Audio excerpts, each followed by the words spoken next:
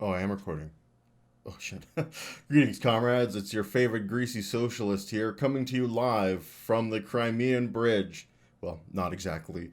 But one of the great things about this little setup that I have and the show Chowder and the Skull that I'm doing, and part of what this whole plan was, is to set this whole thing up so I could occasionally do little videos like this that aren't that long in length about something important that has happened, because the day that I posted my Chowder and Skull video, something important happened, because something always important happens every time I post a new video or something like, or I do something big. So anyway, most of you probably know that the Crimean Bridge was blown to smithereens. I guess it would be about 20, no, it would be more than 20 hours ago. Probably more like 36 hours ago at this point. I was hoping to do something a little sooner, but you know how things are. Sometimes sometimes you have to deal with life stuff first. But in the meantime, this is kind of let some of the dust settle so I can bring you maybe some more details as to what's been happening. So let's talk a little bit about the bridge itself. This bridge before we actually get into what has happened, just in case you guys don't know about this bridge and how important it is. So the Crimean Bridge was commissioned after the Russians annexed Crimea in 2014. So we'll just do a little view here, just seeing what it's like. So anyway, yeah, they commissioned this bridge in 2014. It took quite a long time. This bridge is, I believe, just over 18 kilometers long, making it the longest bridge the Russians have ever built and the longest bridge in Europe. It took a full 4 years to complete and cost them about $3 billion to finish. So very, very important project for the Russians. The main thing here is, we'll zoom out, we'll go back to the map here, just so you can get the exact distance and place of this bridge. So right here, this is the Kerch Strait. This is the strait that comes through the Black Sea and comes right in here to the Sea of Azov, where you have various important battles and conflicts have happened in this war, such as at the siege of Mariupol. In any case, this is a very strategically important position for the Russians. They really want to hold this strait and prevent anybody from coming in here and shooting up their ships or blowing up their merchant shipping or anything like that. So they commissioned this bridge to connect Russia proper to Crimea in order to bring in supplies and food and that kind of crap, water, because obviously the Ukrainians shut them out once the Russians annexed it in 2014. So they had to build this bridge to get around that. And obviously during the war, this bridge has become even more important because it has become a important military supply line for the Russians into Crimea and to support the invasion. So obviously it's important to the Russians and just as important to the Ukrainians to cripple it and take it out, which is exactly what happened.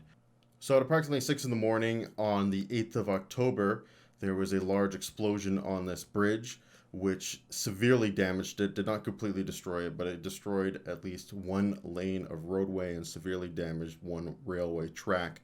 The bridge itself has two traffic lanes, so total 4 lanes of traffic, and then 2 railway lines that run parallel to it. And contrary to popular belief, this attack did actually not happen on Vladimir Putin's birthday. It happened the day after. It happened on October 7th. Very close, if they had done it at midnight, they would have been able to do it on his birthday. But I'm sure this symbolism in general was not lost on Vladimir Putin and the Russian military command as a whole. People have been very keen to mention, and this is of course very true, that this is one of a bridge that's very much so tied to Vladimir Putin. This is one of his key infrastructure projects and meant to extend Russian power into Crimea. So having it destroyed and blown up is not it's not a good look for him, to say the least. Just another old kick in the balls for Vlad, and I honestly don't think he can take too many more of them. So now on to the attack itself. We are very certain that it's a truck bomb at this point. There was some initial speculation that it might have been sort of an underwater craft, like a kamikaze drone. Doesn't look like that's the case at all. It was definitely a truck driver, and I guess appears to be a suicide bomber. So let's watch this video here. При заезде получается.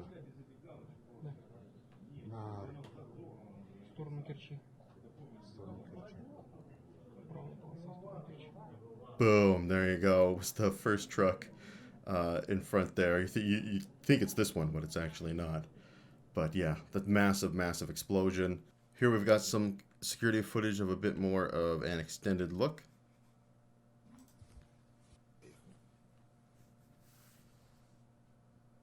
Boom, yeah, definitely the truck there. You can just see all the shrapnel and everything raining down. And then yeah, it's just gonna keep burning and burning and burning. I don't think we get to see the actual collapse, but we kind of get to see the aftermath there. You see that there's a big hole left. Oh, and then there's another explosion. That's right, I forgot about that. Просто если бы это была ракета, она бы и этот задела, и второй мост. В любом случае. So initially, the Ukrainians were kind of coy about taking responsibility for this attack, but now they've pretty much clearly taken responsibility for it. Got another video here. This will be of the aftermath.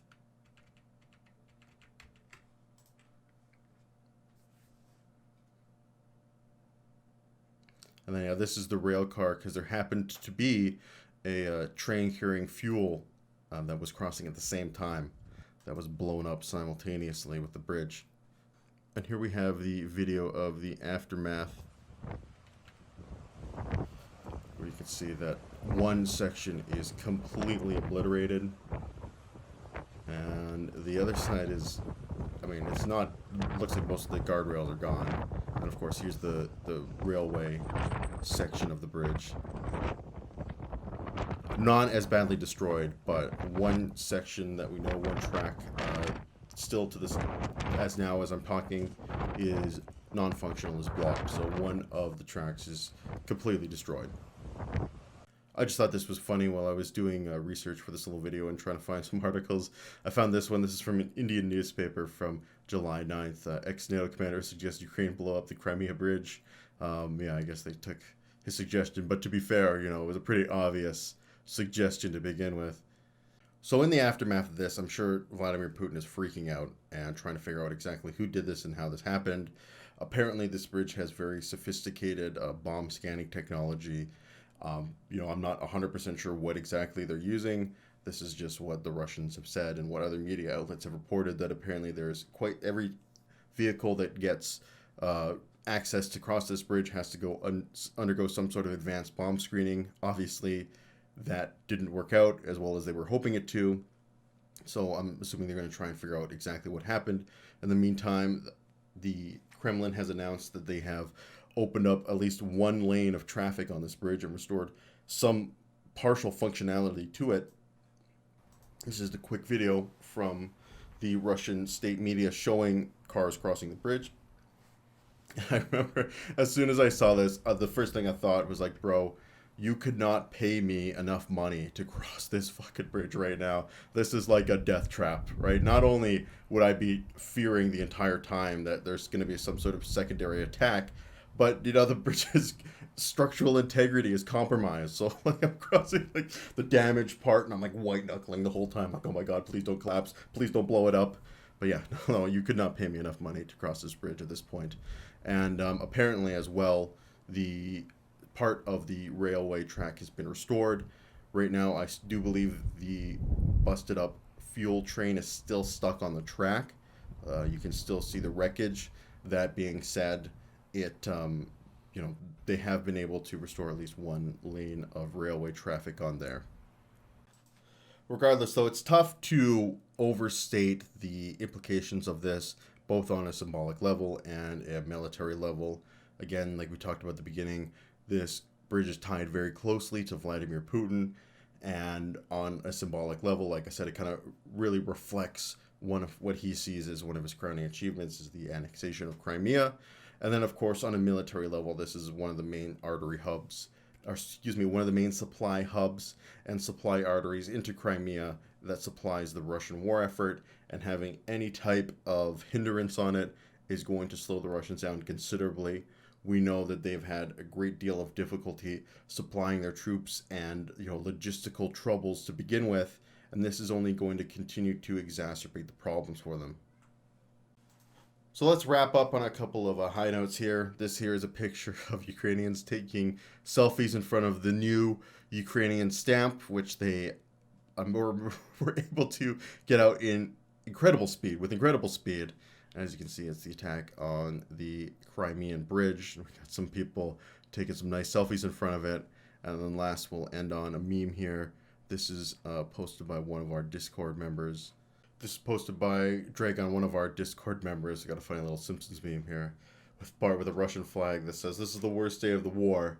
And Homer comes in with the Ukrainian flag and says, "Worst day of the war so far," with, of course, the bridge flaming in the background. So we will continue, obviously, to be examining what's happening.